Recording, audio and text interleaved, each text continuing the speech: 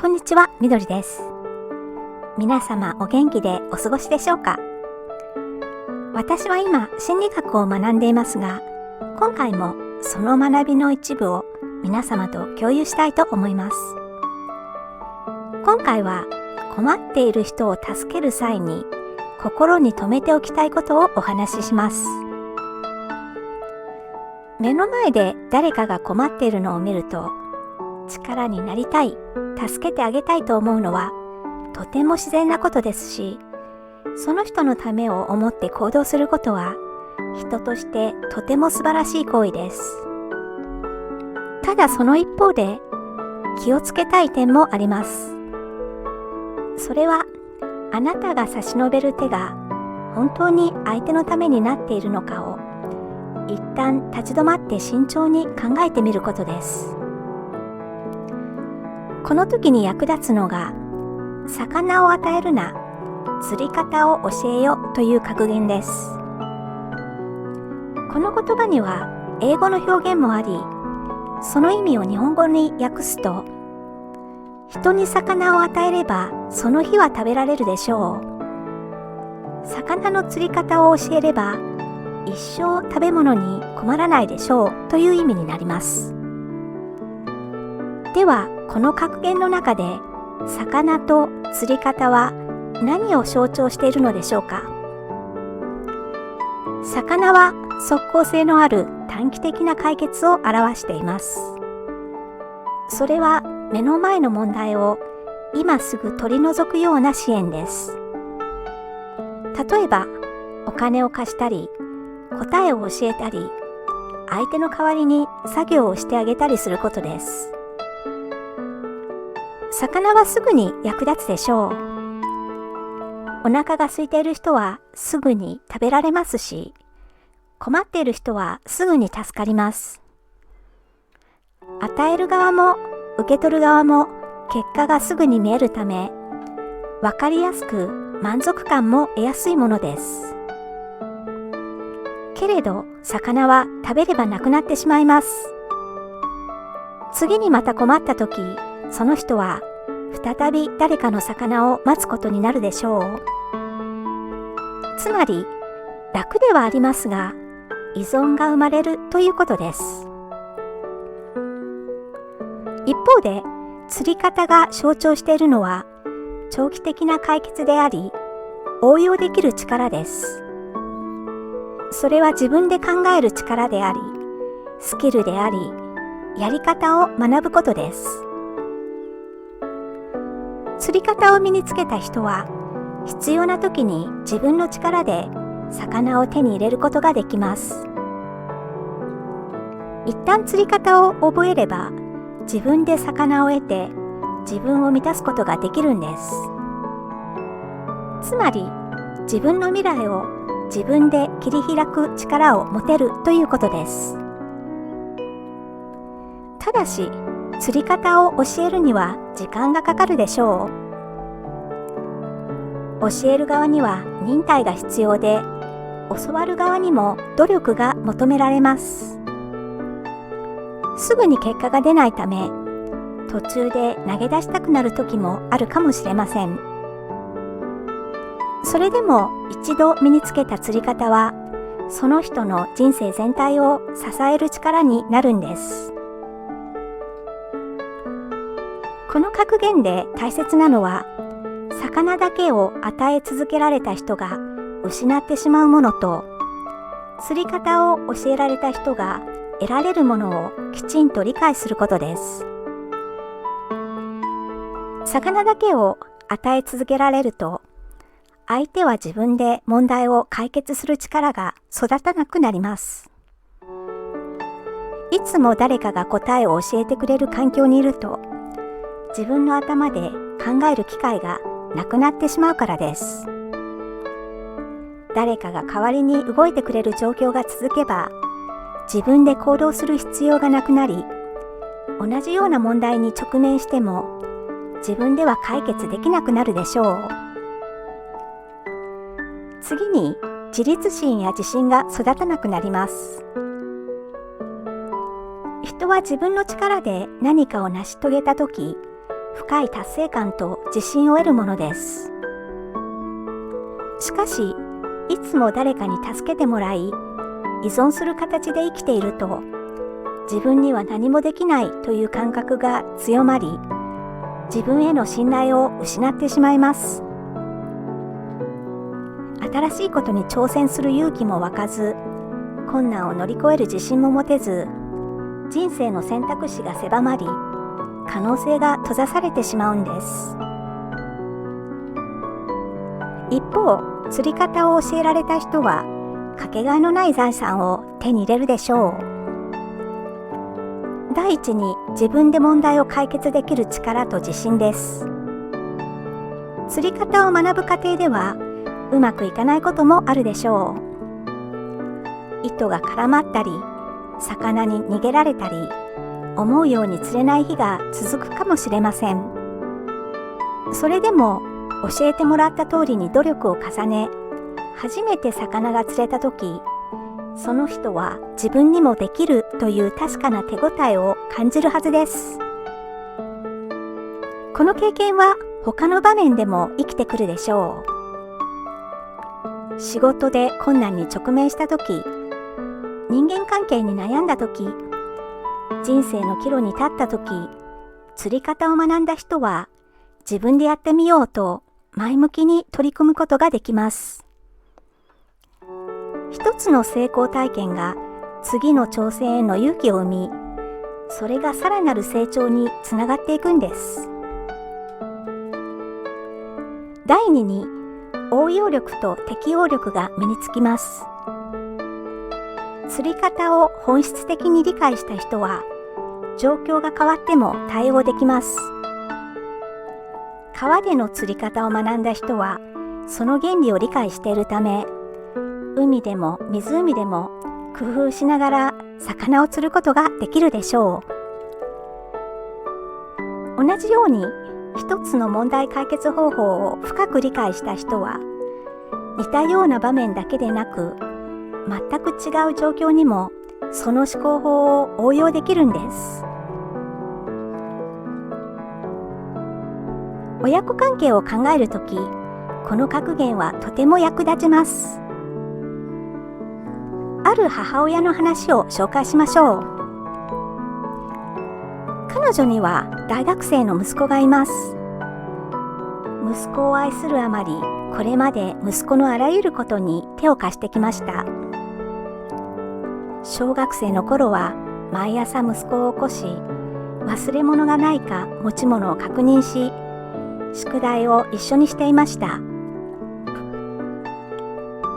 中学生になると、部活の送り迎えはもちろん、友人関係のトラブルがあれば相手の親に連絡し、テスト前には徹夜で勉強を見ていました。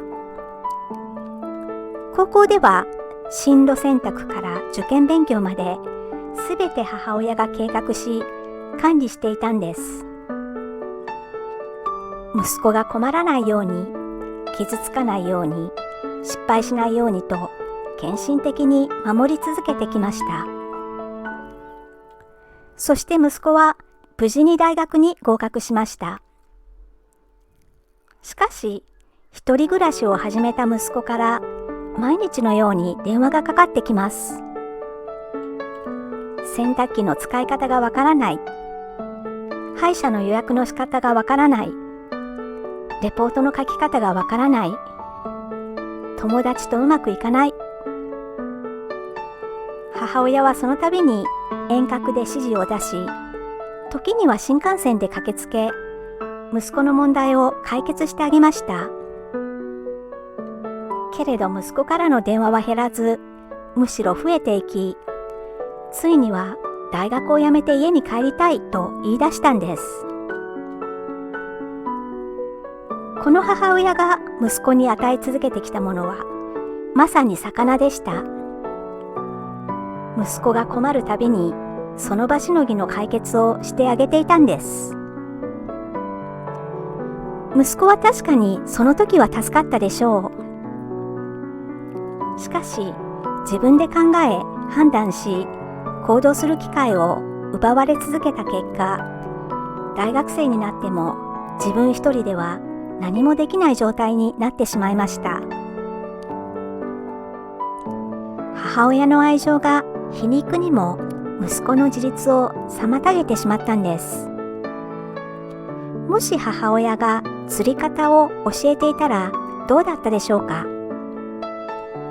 小学生の頃、目覚まし時計のセットの仕方を教え、自分で起きる責任を持たせる。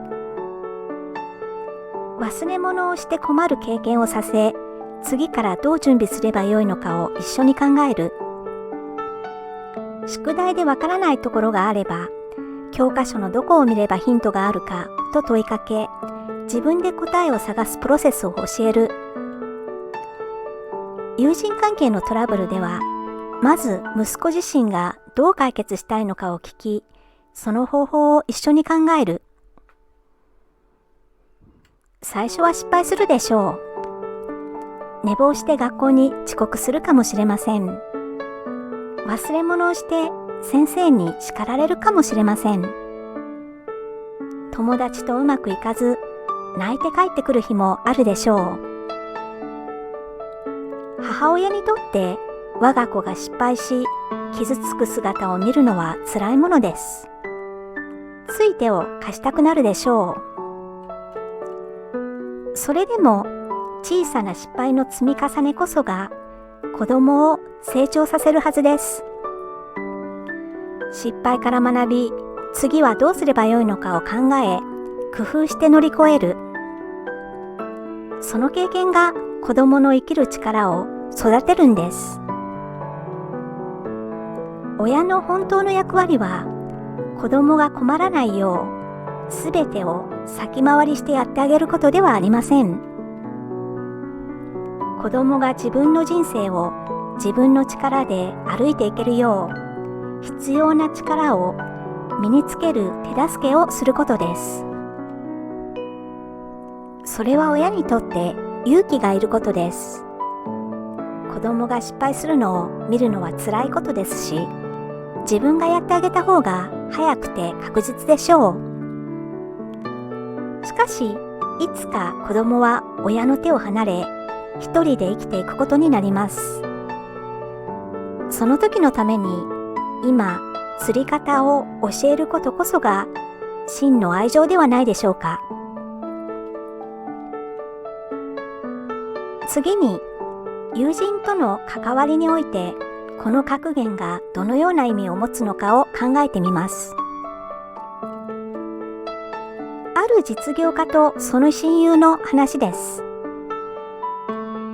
実業家は事業が成功し、経済的にも余裕のある生活を送っていました。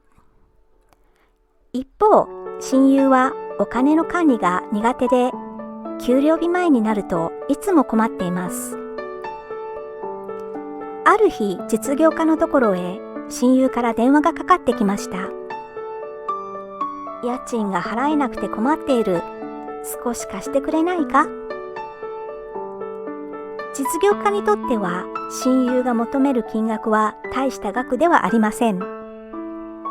すぐに振り込むこともできますし、実際これまでも何度か親友にお金を渡してきました。親友は感謝し、その場は助かります。実業家自身も困っている友人を助けられたという満足感を得ていました。手続きも簡単で数分で解決します。与える側にとってもこれが最も楽な方法なんです。しかし、親友からの電話は数ヶ月後、また半年後にもかかってきました。今月も厳しくて、クレジットカードの支払いができない。お金を渡すたびに親友は助かりますが、それはあくまで一時的な救済に過ぎません。根本的な問題、つまりお金の管理ができないという点は何も解決していないからです。親友は学ぶことなく、また同じ状況に陥り、再び助けを求めます。実業家が親友に与え続けていたのは魚であり、親友は魚を食べればまた飢えてしまうんです。ある日、実業家は決心しました。そして次に親友から連絡があったとき、お金を渡すのではなく、一緒に家計を見直すことを提案したんです。親友は戸惑いました。お金を貸してほしいだけなのになぜそんな面倒なことをと。しかし実業家は辛抱強く説得し、2人で親友の収支を整理することになったんです。親友の給与明細、家賃、光熱費、クレジットカードの明細を確認していくと、無駄な支出が次々と見えてきました。ほとんど使っていないサブスクリプション、頻繁な外食、衝動買いの積み重ね。親友は自分でも気づいていなかった支出の現実に驚いたんです。彼は親友に家計簿アプリの使い方を教え、予算の立て方を一緒に考え、貯金の目標を設定しました。毎月の収入から固定費を引き、残りをどう配分するのか。週末には2人で喫茶店に集まり、先月の振り返りと今月の計画を立てる時間を作りました。このプロセスは当然時間がかかりました。実業家にとってはお金を渡せば数分で済むところを何時間も何週間も親友と向き合う必要がありました。親友にとってもこれまでの習慣を変えるのは苦痛でした。外食を減らし、欲しいものを我慢し、毎日家計簿をつける。挫折しそうになり、もういいから貸してくれればいいのにと弱音を吐くこともありました。しかし3ヶ月が過ぎた頃、親友に変化が訪れました。初めて月末に少しだけ貯金ができたんです。わずかな額でしたが、親友にとっては大きな達成感でした。半年後には自分の力で家賃を払い、クレジットカードの残高も減り始めたんです。1年後、親友は彼に電話をかけてきました。今度は助けを求める電話ではなく、初めてボーナスを半分貯金できたという喜びの報告だったんです。親友は今、お金の管理という釣り方を身につけました。収入と支出を把握し、計画を立て、自分で財政をコントロールする力を得たんです。もちろん実業家が最初からお金を渡さなかったわけではありません。緊急の家賃は立て替えました。ただその時、二度と同じ状況にならないよう根本的な解決策を一緒に考えたんです。真の友情とは相手を甘やかすことではありません。相手が成長し、自分の力で歩んでいけるように協力することです。目の前の問題を解決してあげるのは簡単かもしれません。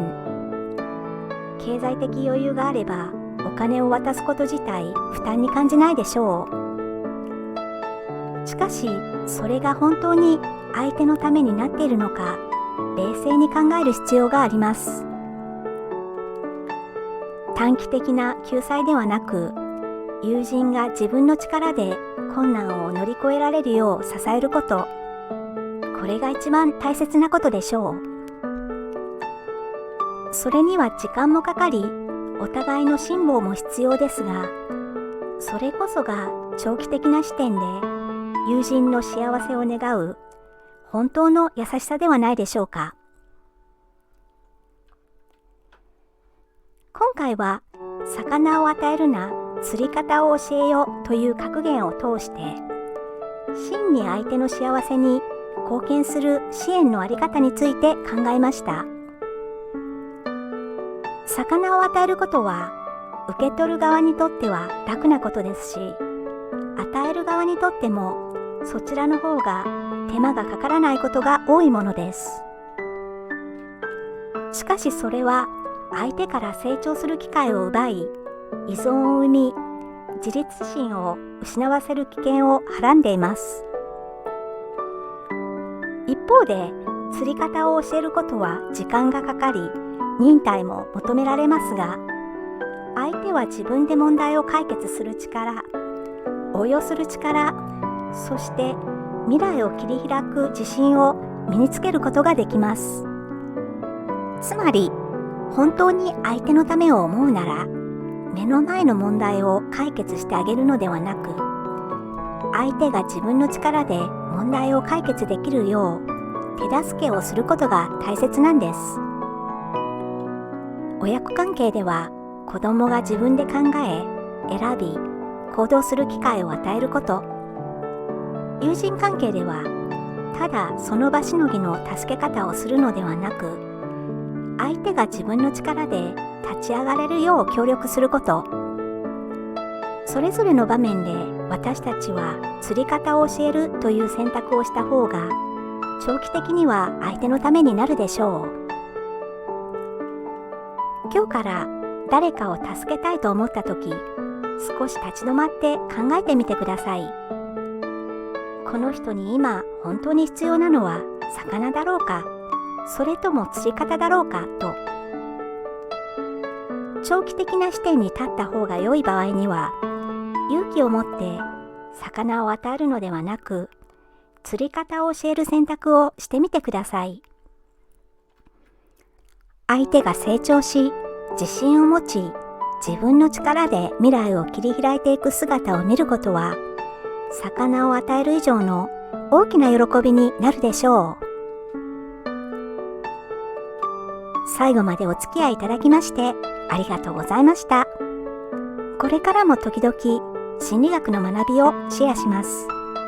応援していただけたら嬉しいです。よろしくお願いいたします。それではまた次回お会いしましょう。